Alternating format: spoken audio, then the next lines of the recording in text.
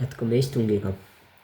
Kell on 8:30 ja stuudios nagu ikka olukorrast riigis.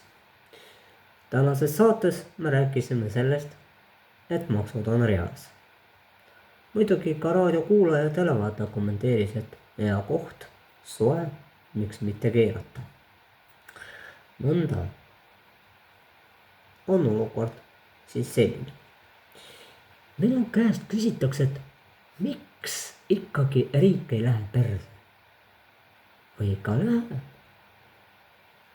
Läheb. Lakas läheb perse. Võtame näiteks maksude näol. Maksud tõusvad, palgad kukuvad mürinal. Eesriie käriseb. Mustad pilved Riigikogu kohal. Siis tuleb meelde peaministri. Õigus.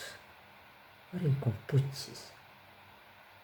Ma oleks pidanud Igorit ikka kuulama ja Allanit.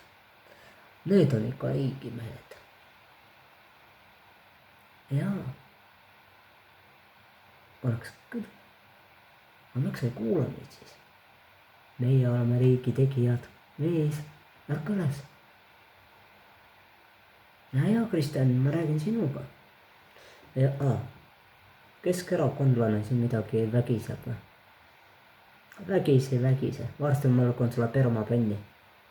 Vigise natuke veel. Ma lasen sul veel 2 tundi vigiseda. Keegi madedest viskab sulle permapenni. Ei taha penni või? No võt, ära vigise. Naudi striimi. Ainu. Ja ma saan aru. Mis asi see on, mis mul siin lahti on? See on Kortol. See ei tööta, ta töötab internetis, aga ta ei sõltu serveritest.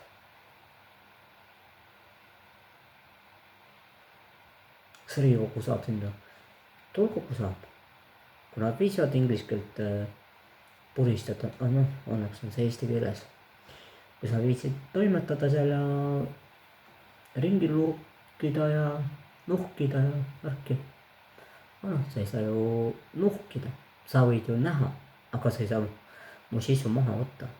Ja YouTube'is jah, sa saad.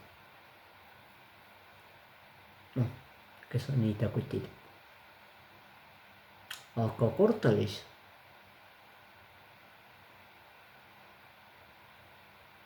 sest ta jaotub ju mitmeks tükiks. Ja welcome to fucking back my country.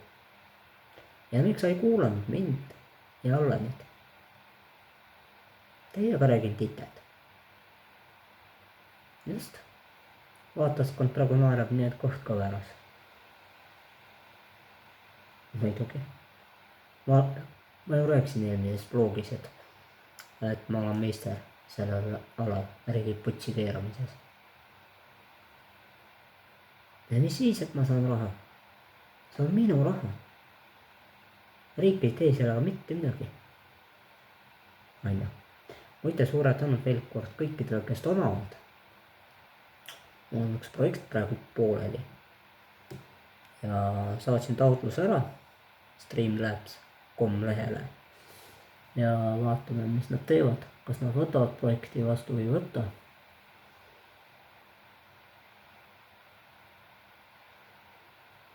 On ju. Et uurige, toimetage.